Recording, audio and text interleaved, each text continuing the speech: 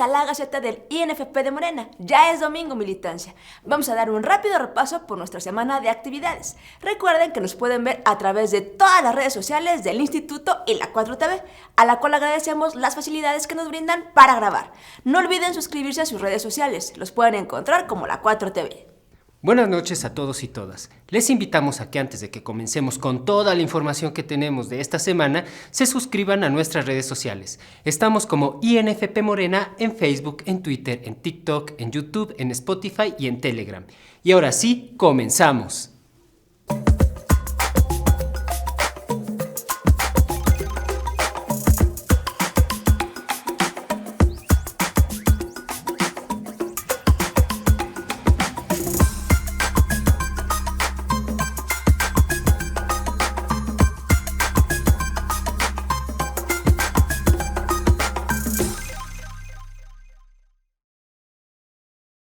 Se llevó a cabo el Encuentro Nacional de Comunicación con la participación de Mario Delgado, Citlali Hernández Mora, Andrea Chávez, Rafael Barajas El Fisgón, Abraham Mendieta, Diego Hernández, Jorge Gómez Naredo, Eurípides Flores, Máximo Allende, Jovanka Koboc, Eric Gutiérrez, Vicente Serrano, Manuel Pedrero, Juncal Solano, Nancy Flores, Blanca Sánchez, Mario López y Daniela Campero.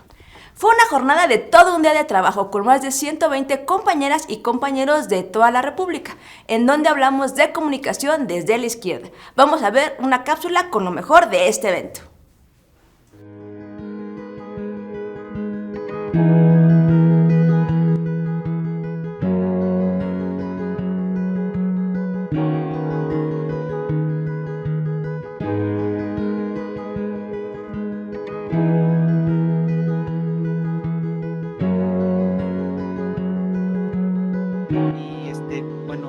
Muchas gracias a todos ustedes por estar aquí. Yo sí creo que estamos en un proceso de transformación importante y prueba de ello es que pues hay generación de relevo, véanse ustedes, es decir, jóvenes están entrando, además están hablando de temas que otras generaciones no entienden, como el asunto de las redes sociales, el Twitter, en fin.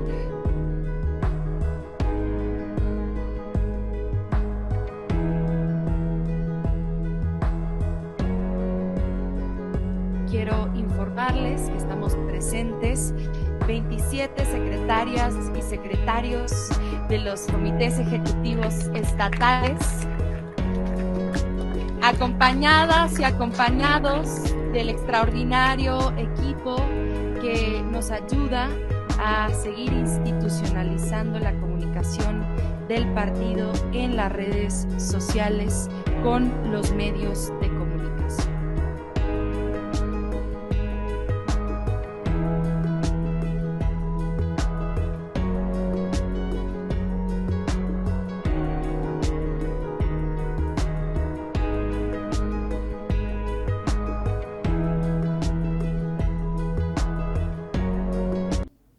Nunca más gobiernos entreguistas y saqueadores de los recursos del pueblo de México.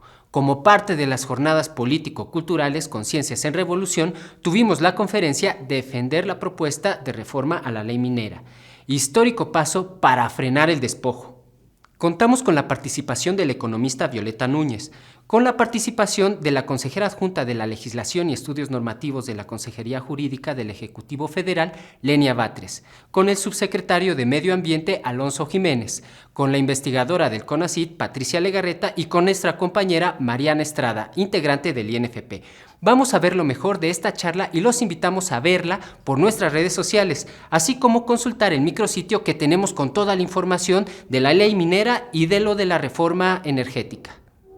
Con esta ley minera que se aprobó durante el gobierno de Carlos Salinas de Gortari, hace más de 31 años, se gestó a los hombres más y se crearon los hombres más ricos de México. Eso sí es algo innegable, ¿no? Se entregó más de la mitad del territorio de la nación a las empresas mineras extranjeras y nacionales privadas, y se entregó por 50 años con la posibilidad de otros 50 años. Ya sabemos que esto fue entregado por un siglo, ¿no? Entonces, es importante que reconozcamos que también hay todo un proceso extractivo que, si bien no se está llevando a cabo a través de de proyectos en el territorio, sí están lucrando estas empresas cotizando acciones, sobre todo lo que hacen es a través de deuda, generan deuda para poder supuestamente realizar las actividades de exploración en México, cuando en realidad, ya también lo comentó Lenia, quien hace la mayor parte del trabajo de prospección, que es la parte más cara de este proceso de exploración, la primera parte del proceso de exploración, es el Servicio Geológico Mexicano, ¿no? Es común ver los cerros pelones o que antes había un cerro y de repente ya no hay nada. El ideal es, la obligación debería de ser dejarlo lo más parecido a como estaba. Pues igual no va a estar porque ya no está el mineral, pero sí se puede rellenar, sí se puede restaurar, sí se puede reforestar.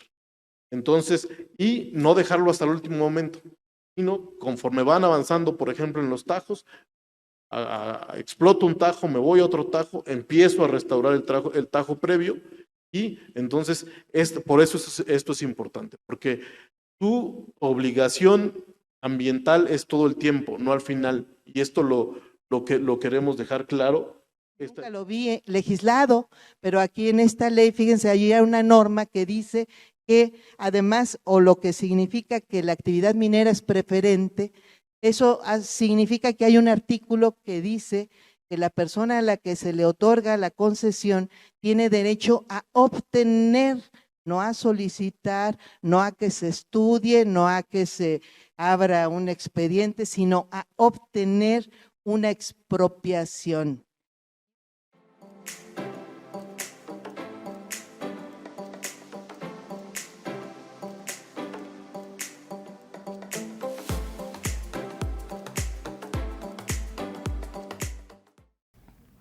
Convencidos en seguir contribuyendo a la revolución pacífica que encabeza el proyecto de la Cuarta Transformación, Rafael Barajas, el Fisgón e integrantes del instituto sostuvieron una charla con Judith Venegas Tapia, alcaldesa de Milpalta, para consolidar los trabajos formativos en los pueblos de esta alcaldía. Organización y movilización para la transformación.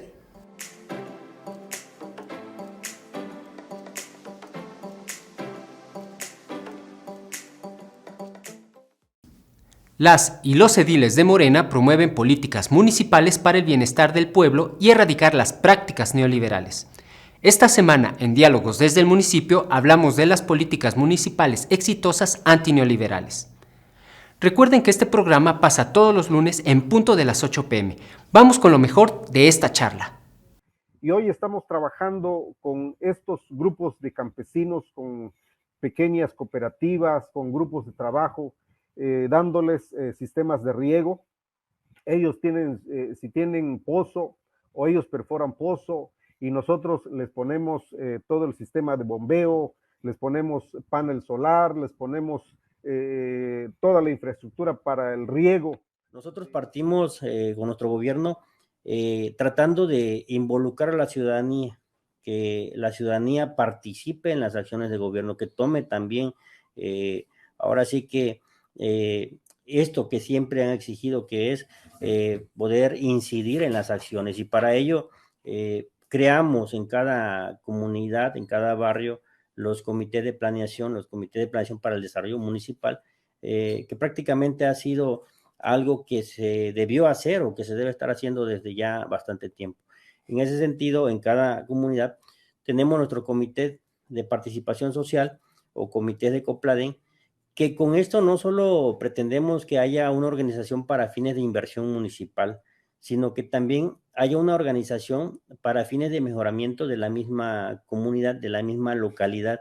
Es decir, que ellos puedan tomar y generar propuestas desde lo más simple hasta lo más complejo, pero que también puedan ir resolviendo entre ellos las mismas necesidades de las comunidades. Yo les comento mucho a las comunidades. Antes acá en esta región se trabajaba mucho en las comunidades lo que era el tequio. En la materia de transporte público hemos seguido nosotros trabajando directamente con los ciudadanos.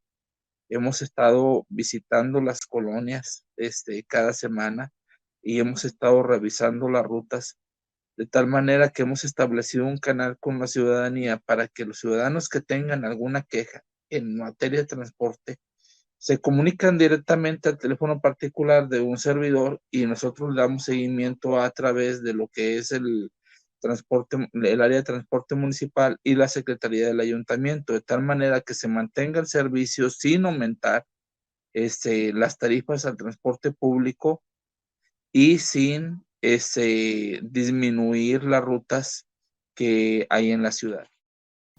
Militancia y público en general, tenemos el gusto de invitarles al Diplomado de Formación Política Integral en Perspectiva de Género del INFP.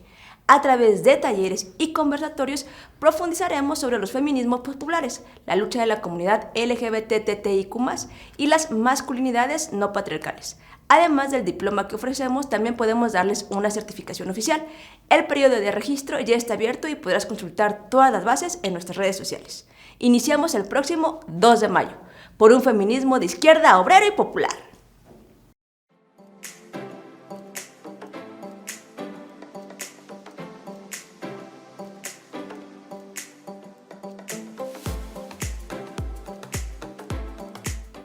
Les invitamos a participar en todas las actividades formativas para niñas, niños y adultos que se brindan en nuestro Rincón Cultural de lunes a sábado. Les esperamos en nuestras instalaciones ubicadas en Avenida de Guadalupe, número 64, Agrícola Pantitlán, en la Alcaldía Iztacalco de la Ciudad de México.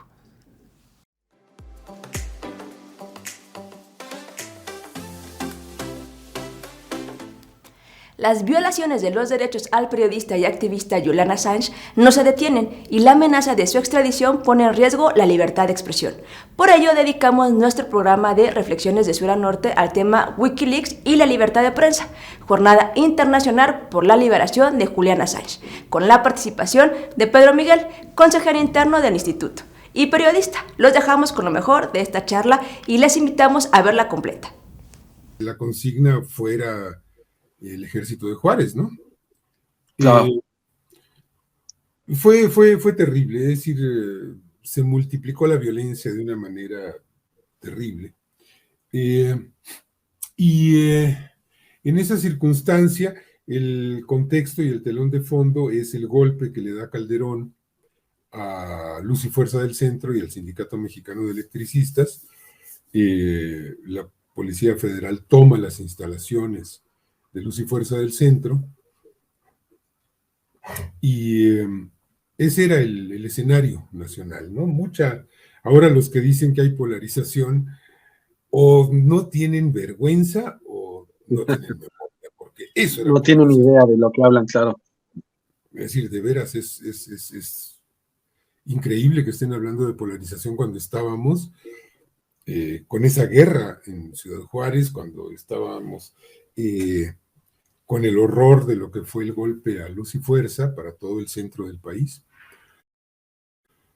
Y Carlos Pascual le anuncia al Departamento de Estado que el ejército ya se va a ir, que ya se tomó la decisión. En la embajada se tomó la decisión de que el ejército salga de Ciudad Juárez y pues que ya la situación. Como parte de la Jornada Global por la Liberación de Julian Assange, se llevó a cabo la conferencia de prensa en la Cámara de Diputados del Congreso de la Unión para reiterar el llamado de su liberación a 4 años de la detención ilegal de Assange. La conferencia estuvo presidida por Rafael Barajas, El Fisgón, Citlali Hernández Mora, secretaria del partido, Alina Duarte, Jorge Toledo y Manuel Vázquez. Durante la conferencia se hizo pública la carta firmada por 97 legisladores y legisladoras mexicanas dirigida a Joe Biden, presidente de Estados Unidos, y a Kevin McCarthy, presidente de la Cámara de Representantes. En la carta se solicita retirar los cargos a Julian Assange.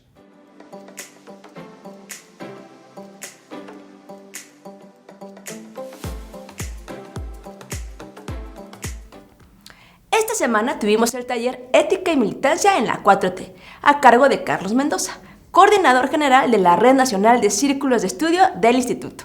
Los invitamos a estar atentos a nuestras redes sociales para que no se pierdan estas capacitaciones.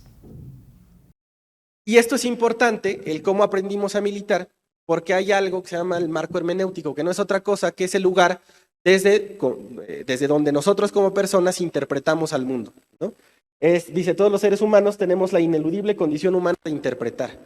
No importa que una persona en la calle, en una brigada, en la casa nos diga, no, yo no soy político, a mí no me gusta la política, a mí eso no. Ok, está bien, eso dice de forma consciente, pero no quiere decir que no interpreta lo que ve, que no interpreta lo que escucha y que no interpreta lo que se dice. Ahora, ¿cómo interpretamos? Dice, no podemos no interpretar porque ser persona equivale a ser intérprete. Sin embargo, jamás accedemos de manera inmediata a la realidad, sino que lo hacemos desde un lugar determinado, en condiciones determinadas y de acuerdo a nuestras propias interpretaciones, y este lugar se llama lugar de enunciación. Es decir, ¿dónde estoy parado? ¿Qué herramientas, qué elementos de capital cultural, de educación, de conocimientos, de mi orientación sexual, si soy hombre, si soy mujer, si tengo educación formal o no, si soy de una ciudad capital o si soy de una zona rural del interior de la República, si soy de la Ciudad de México, etc. A partir de esos elementos que nosotras y nosotros tenemos, es como aprendemos de manera inconsciente a interpretar la realidad. Que fue un poco lo que me pasó a mí en esta experiencia de militancia. Porque pude haber pasado de largo a los mensajes de 5 minutos de López Obrador en Televisión Nacional. Pero no fue así porque desde mi lugar, es decir, como estudiante universitario en una ciudad con problemáticas, pero ciudad grande al fin y al cabo, ¿no? Con una dinámica de problemática, hice mi interpretación de que esa era la plataforma que podía combatir lo que yo asumía como incorrecto. Pero no toda la gente interpreta la realidad de la misma forma. La que sigue, por favor. Por eso es importante analizar las distintas variables que componen nuestro lugar de enunciación. Nuestra identidad cultural, nuestro contexto socioeconómico, nuestras creencias religiosas, nuestra formación educativa, nuestra orientación sexual, nuestra militancia política y nuestras convicciones éticas. Las condiciones éticas para hacer una política progresista en el contexto contemporáneo deben estar guiadas por los principios e ideales de izquierda, que impulsan una agenda antineoliberal y solidaria con todas las causas justas de los pueblos. Celebramos la conferencia La política en crisis, crisis de lo político, la urgencia de lo ético, en voz de Cristian Rodríguez, candidato del partido de la Nueva Unión Popular Ecologista y Socialista de Francia para ser diputado. Los dejamos con lo mejor de esta charla. Algunos dirán de que gracias a esta movilización el pueblo va a ser consciente y cómo va a subir la conciencia, detrásito va a venir el socialismo y el estado superior sería el comunismo. ¿Ah? Así en una fase así como matemática. La vida no es así tampoco, ¿no? Y muchos critican de que el hecho, uy, pero AMLO tiene el gobierno, pero no tiene el poder. El poder son el pueblo y el pueblo tiene que tomárselo concretamente. Los dichos son excelentes, pero el cómo y de qué manera y bajo qué, y lo hacemos minoría o mayoría. ¿Ah? Hasta el momento, nosotros lo que estamos viviendo en Francia es un movimiento social profundamente radicalizado, ¿ya? Radicalizado a decir no, con nuestras vidas no se juega. Eso es político, eso es profundamente político, ¿sí o no? ¿Qué más político que eso? ¿Ah? Después, ¿en qué termina? Ganamos, perdimos, retrocedimos, avanzamos. Va a estar determinada por la unidad del conjunto de esas tres franjas, la lucha parlamentaria, la lucha sindical y la lucha social. El que quiera pretenderse tomar la cabeza del movimiento ya se está perdiendo. No se trata del tema de la edad, se trata del tema de un futuro que estamos construyendo, de un presente y de un futuro. Y ahí hay algo que es fundamental y nosotros defendemos con mucho fuerza, y en nuestra radicalidad, nosotros, cuando digo nosotros, somos nuestra familia política, ¿tá? Ustedes y nosotros tenemos ideas en torno a que el ser humano es su propio autor y a él, y solamente a él, está llamado a saber, a construir libremente y racionalmente si debe someterse a las leyes o tiene el derecho a insurgirse, a rebelarse. Esa es una primera base. Somos cada uno de nosotros los que estamos aquí soberanos, absolutamente soberanos e insumisos, en el sentido de que nosotros somos los primeros actores de nuestro propio destino. Esta semana tuvimos el espacio del Programa Integral de Género, en donde hablamos de nuestra participación en la Internacional Feminista. También nos acompañó la politóloga Valeria Duarte. Abordamos la importancia de la diversidad sexual y dimos una reseña de la película Volveré. Los dejamos con ellas. Bienvenida otra vez, Valeria. Este es tu espacio, Gisela. Es un gusto para mí compartir con ustedes. Y, pues sin más, empecemos con esta plática, con esta discusión, con esta también entrevista, con el gusto que nos da de recibirte acá. Entonces, ¿por qué crees tú que es importante que estemos hablando de empujar una agenda feminista que además englobe como todas las situaciones de vida de las mujeres en América Latina? Bueno, muchas gracias por la invitación, Jimena, Gisela, y bueno, al Instituto de Formación Nacional Política de Morena, para hablar de temas tan importantes, ¿no? Justamente hace unos días se llevó a cabo la Internacional Feminista, como dice, la fundación de lo que significa la Internacional Feminista, y creo que la relevancia de este evento, y bueno, muchos otros donde nos juntamos mujeres que dentro de nuestra militancia nos asumimos feministas, es primero atender a la sujeta política que es la mujer en este contexto hoy en día, ¿no? Y cómo en el mundo probablemente este es el sector más grande de movilización real con demandas. O sea, en el mundo actualmente el movimiento feminista es el actor o la actriz política más importante de estos tiempos, ¿no? En los que articulamos demandas comunes, no solo en América Latina, sino en Europa, Asia, África, donde justamente están contestatando, digamos, a los sistemas de dominación. La relevancia, además de articularnos, es eso, ¿no? Generar políticas concretas, conjuntas, intercambios de experiencias sobre todo, pero también dialogar y cuestionar qué tipo de feminismo es el que nosotros estamos buscando, porque también creo que es importante eso. Hay distintas corrientes que, si bien todas son respetables, por lo menos desde la Internacional Feminista nos declaramos anticapitalistas, antiimperialistas, antixenófobas, y esas son características de un feminismo de izquierda que justamente busca cambiar las estructuras de dominación. Así es.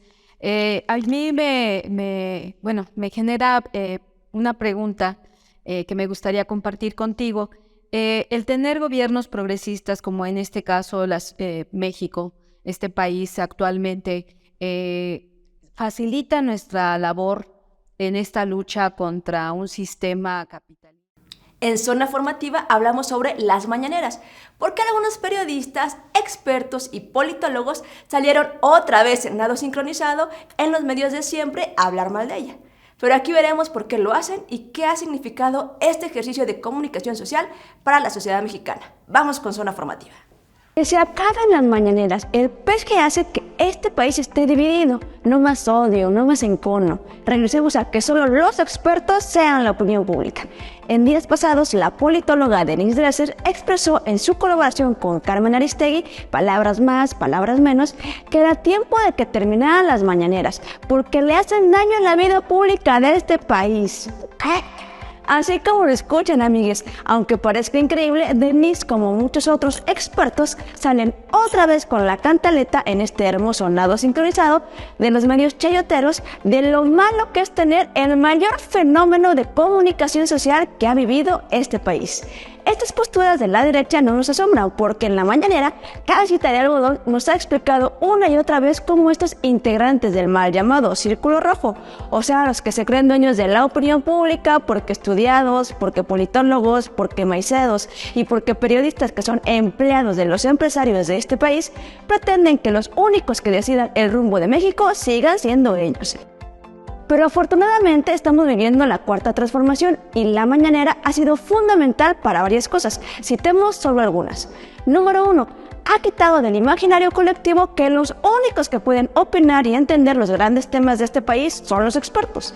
Todos los días el presidente y los funcionarios hacen la tarea pedagógica de explicarnos los temas más engorrosos de manera sencilla, y eso hace que todos entendamos y pongamos en la discusión pública temas fundamentales para el país que nos afectan a todos y todas.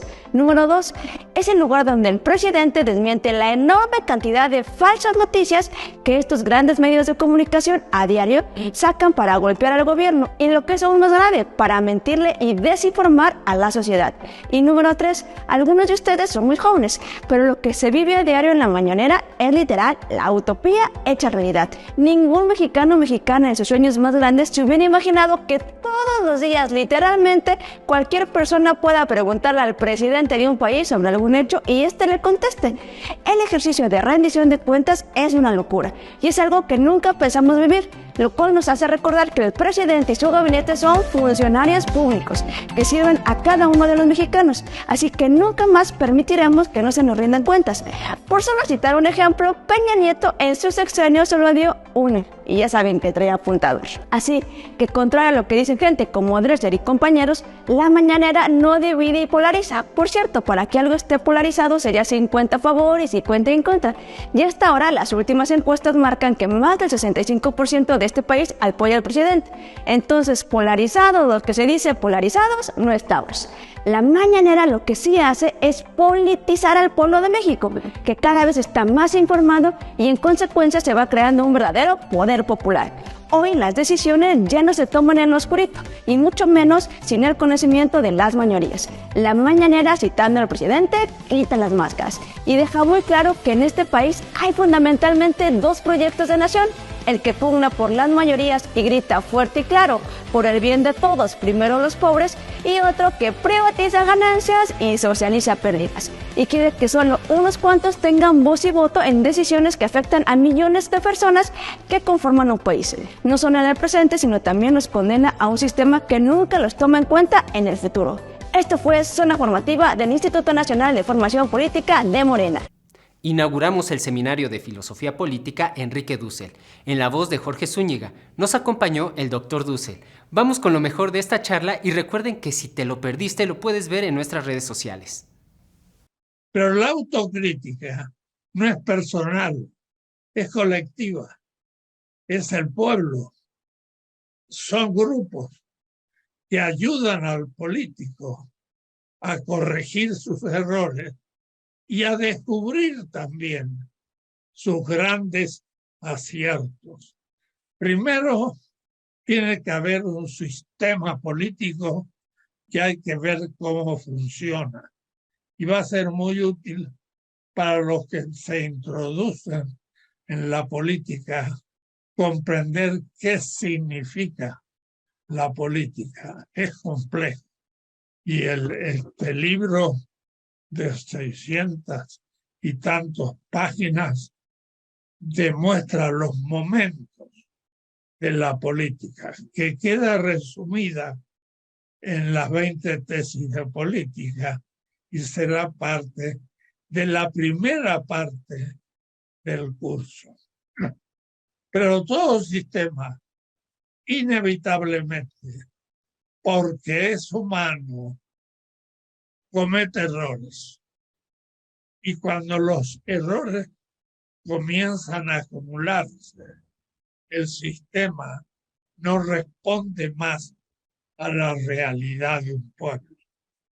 Y en ese momento hay que saber criticar el sistema.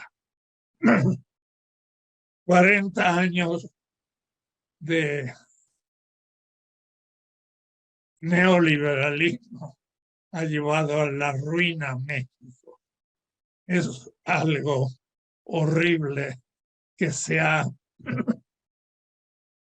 le voy a llamar, que se ha petrificado, que empezó a pasarse un político a otro cargos para enriquecerse a costa de los recursos del pueblo. El próximo domingo 4 de junio se llevará a cabo el proceso electoral en Coahuila, donde estará en disputa la gubernatura del estado y 25 diputaciones locales. En este marco tuvimos un análisis de coyuntura para conocer el contexto que marcan las próximas elecciones en Coahuila y la importancia que tienen para los mexicanos. Vamos a ver lo mejor de esta charla. Transformación no va unido, a diferencia de lo que está pasando en el Estado de México, en el que va Morena, PT y Partido Verde. Pues aquí cada partido tiene un candidato. acaba de salir una encuesta, que por ahí traía una presentación, pero creo que podría ser alargar mucho en una primera etapa, pero pues ahí se pregunta si la gente quiere o no quiere que siga el PRI gobernando Coahuila, y el 63% de la población no está de acuerdo en que siga gobernando el PRI. El problema es que ese 63% pues puede estar dividido, ¿no? Pero eso yo sería como un primer entre de la situación política de la elección. Sirve que también ahí esperamos a nuestro amigo que fue el que ideó este espacio, pero es el primer entre, y no sé, pues ahí para también conocer el punto de vista de nuestro amigo. El tema central en todas estas historias es la importancia de la unidad de las izquierdas. Entonces, yo lo que quiero plantear es que es un disparate presentarnos divididos ante estas elecciones. Lo que dice Armando es muy atendible, por supuesto. Yo estoy convencido de que, es decir, todos los proyectos son perfectibles. Estoy convencido de que va a ser muy difícil que encontremos un candidato que nos satisfaga a todos en todos los niveles. Pero sin embargo, yo sí creo que lo que tenemos que aprender es hacer unidad, hacer espíritu de cuerpo. Tenemos que aprender a poner de lado las diferencias y a negociar entre nosotros. En nuestro espacio de colaboración con Sin Censura, Cuarto Grado, hablé sobre la mañanera con Yasmín Ugalde y la diputada Julieta Ramírez Padilla. Vamos a ver lo mejor de este espacio que sale todos los jueves en punto de las 4 p.m. por las redes sociales del INFP y Sin Censura. No se lo pierdan, por favor. Hay que reconocer el esfuerzo de constancia del presidente de hacer este tipo de ejercicios con la prensa, reporteros, canales, de todo tipo de periodistas, no nada más aquellos que tuvieran grandes programas de televisión, etcétera, sino la lucha que representa el presidente para romper con esta inercia de la dominación mediática de algunos medios de comunicación y la difícil manera de que la información llegue a la gente. México ha sido un país tradicionalmente conocido por tener un duopolio de las televisoras.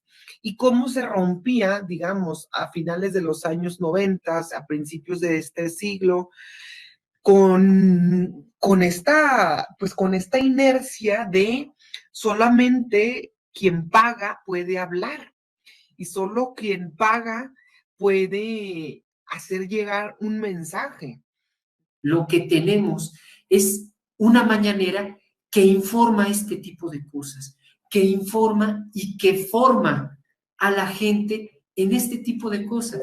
Es evidente que cuando la oposición, a través de los medios masivos de comunicación, y una Denise Dresser, y un Krause, y un Roger Bartra, y lo que tú quieras, un desorientado Roger Bartra, o como se le quiera llamar, exigen que se termine el ejercicio de las mañaneras.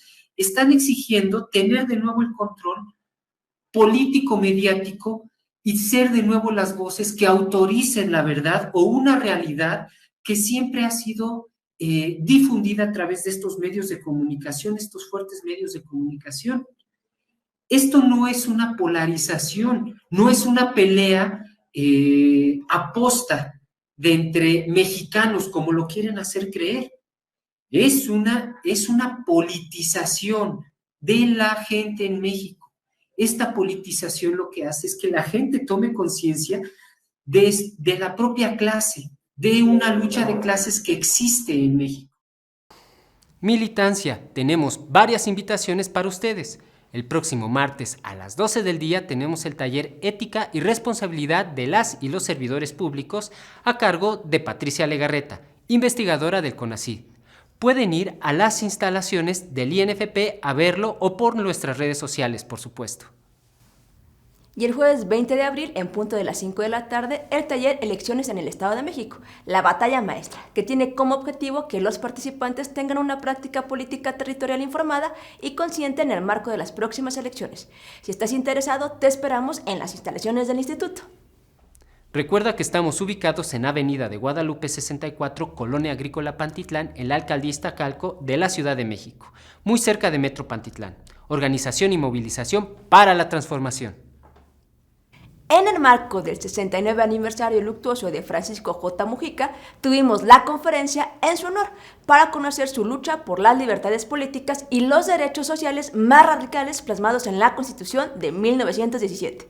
Nos acompañó Rubén Sandoval, especialista de la obra de Mujica. El primer elemento, a mi juicio, lo obtuvo de su padre, el profesor Francisco Mujica Pérez, un profesor de escuela en el estado de Michoacán de ideas liberales. Una segunda influencia en el pensamiento de Mujica la encontramos en uno de sus tíos o rama materna que pertenece a las fuerzas masónicas. Un tercer elemento que incidió en la formación de Mujica fue su estancia como alumno externo en el seminario de Zamora, al que ingresa en 1898 y donde cursa cátedras como teología, filosofía, oratoria, estudia los clásicos y eso va robusteciendo su formación y su pensamiento. Desde luego las lecturas de los ilustrados franceses, Rousseau, Montesquieu, Diderot, en fin. Mujica era un asiduo lector, es decir, casi devoraba los libros cuando caían a sus manos, era un joven muy inquieto, muy precoz. Y también era admirador de los hombres de la Reforma, de la Segunda Revolución de México, la Segunda Transformación, digámoslo así, particularmente de figuras como Melchor Ocampo, como Benito Juárez e Ignacio Ramírez, que ya desde ese entonces Ignacio Ramírez hizo algunos planteamientos de carácter social que no fueron incorporados a la Constitución del 57, pero son tesis muy interesantes. Los trabajos de formación política no conocen fronteras. El INFP, en colaboración con la Secretaría Nacional de Mexicanas y Mexicanos en el Exterior de Morena, les invitamos a la 5ª sesión de trabajo previa al encuentro Somos 4T Europa, en Berlín, Alemania, que se llevará a cabo el 29 y 30 de abril. Nos acompañó Elvira Concheiro, consejera interna de este instituto y tesorera de la Federación. Desde el exterior, súmate a la transformación. Los dejamos con ella. No puede ser que nadie les diga nada con esas altísimas tasas que cobran al crédito, al consumo, al más pobre. Cuanto más pobre, más altas las tasas. Es decir, el mundo al revés, ¿no? Bueno, en eso el presidente ha dicho, y creo que mide fuerzas políticas, que no se va a meter en eso, pero esto otro nos corresponde a nosotros, nos corresponde al gobierno, y estamos haciendo un enorme esfuerzo por lograr que la tesorería recupere sus funciones, estas funciones estén de manera muy transparentes, muy eficaces, es decir, no queremos volver a la tesorería. ¿Saben cómo se cerraron todas las oficinas de tesorería, de recaudación de la tesorería? Pudriéndolas. Eran un nido de ratas, de corrupción obvia, evidente, o sea, era una cosa espantosa.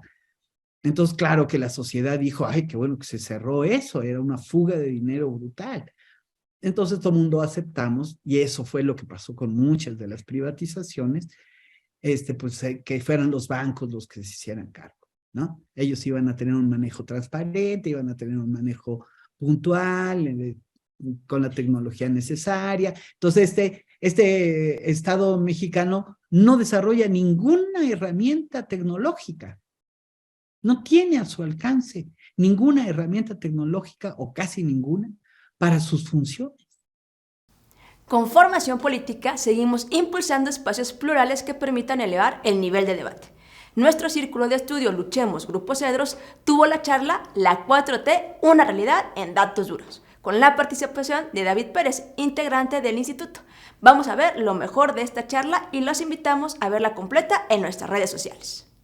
Esa necesidad, ¿cuál? La de la transición energética. Necesitamos acompañar este proceso de los recursos que nos permitan precisamente mantener la vida que tenemos y sentarnos en las sillas en las que estamos y tener estos cables, estas bocinas y estos micrófonos y la ropa que tenemos puesta en este preciso momento y la luz que ocupamos todos los días y que estamos ocupando en este preciso momento. Para todo esto, que es tan fundamental y que es tan importante, necesitamos sí o sí producción de energía. Y mientras la transición energética llega, y hay que impulsarla, y hay que redoblar esfuerzos para alcanzarla, lo cierto es que seguimos necesitando la energía a partir de otros recursos energéticos como el petróleo y el gas. Por eso es que este gobierno, ¿no?, sabiendo leer, leyó perfectamente bien el momento político, económico y geopolítico en el que nos encontrábamos ahí en 2018 y dijo, vamos a invertir esfuerzos precisamente para recuperar la soberanía energética.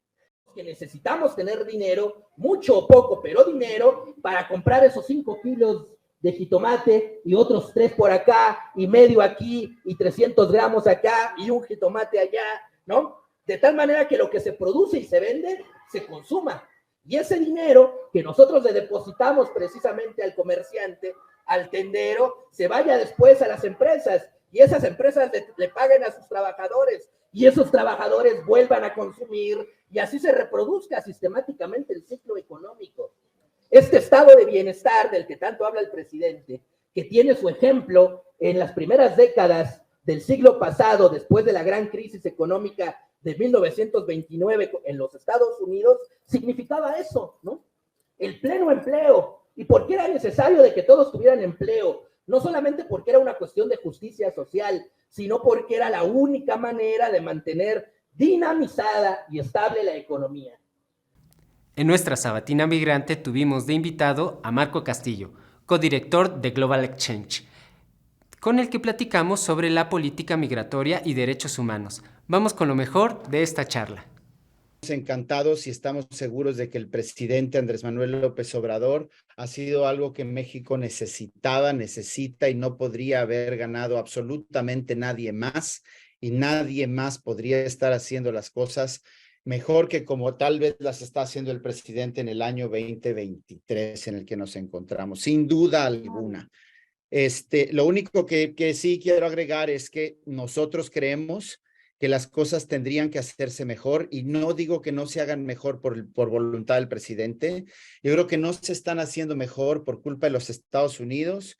Yo creo que no se están haciendo mejor por culpa de una política criminalizante que no ha podido y no ha querido ser sustituida por la ausencia de una reforma migratoria en los Estados Unidos y en México.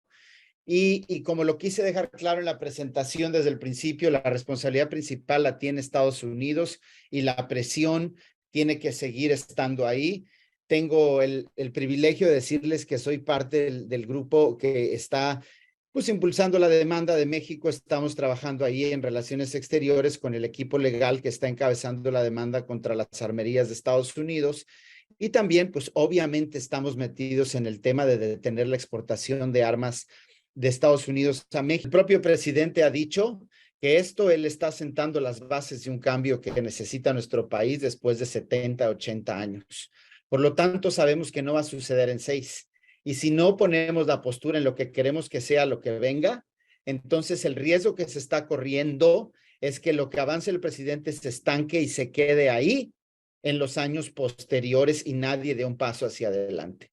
Yo sí creo que tenemos un riesgo fuerte adentro del gobierno, que significa que hay sectores que aún piensan dentro de Morena, no el presidente, dentro del gobierno, que aún piensan que hay que someterse y aceptar la voluntad de Estados Unidos.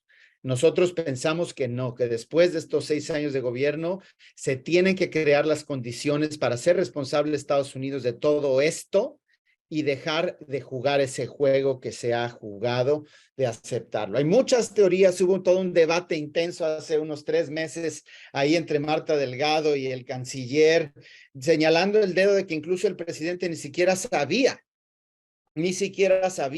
el nivel. También tuvimos la conferencia La participación política de mujeres en Ecuador, a cargo de Liliana Durán Aguilar, secretaria técnica nacional del Foro Permanente de las Mujeres Ecuatorianas. Si se la perdieron, la pueden ver a través de nuestras redes sociales y a través de las redes sociales de la 4TV. El Consejo Nacional Electoral tiene la obligación de brindar las facilidades y de acompañar la realización de estas elecciones primarias, con la finalidad precisamente de poder constatar, de poder verificar, de que efectivamente se están realizando las asambleas de elecciones primarias dentro de los movimientos y partidos políticos y al mismo tiempo hacer que se cumpla lo que establece la normativa actual. ¿Quién tiene la competencia de calificar la inscripción de las candidaturas provinciales? Esto es competencia de las juntas provinciales electorales. Les corresponde calificar las candidaturas de su jurisdicción, así como conocer y resolver en sede administrativa las objeciones presentadas a las candidaturas de esa jurisdicción.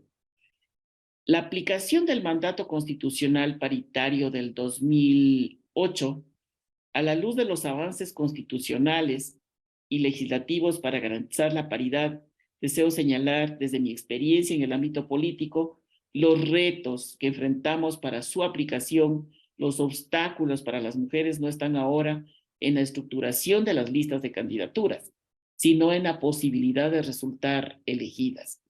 Las personas electoras en Ecuador, hasta las elecciones seccionales del 2009, se podía elegir entre listas partidarias que se presentan o elegir a todos en una misma lista. Se podía incluso ordenar según su propia preferencia, alterando los principios de alternabilidad y secuencialidad. En un sistema de listas abiertas de paridad es el resultado. Solo se garantiza con el cambio de patrones socioculturales en el electorado. Este fin de semana continuamos con los trabajos de Conciencias en Revolución, con brigadas informativas sobre la reforma a la ley minera.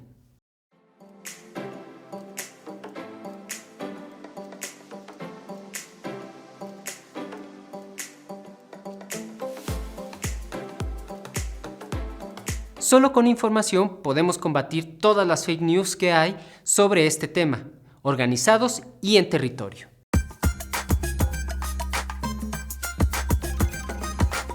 Y así hemos llegado al final de este número 42 de la Gaceta del INFP. Agradecemos a la 4TV por todo el apoyo que nos brinda. Y recuerden, militancia, necesitamos organización y movilización para que esta cuarta transformación se profundice y llegue a todos los rincones de este país.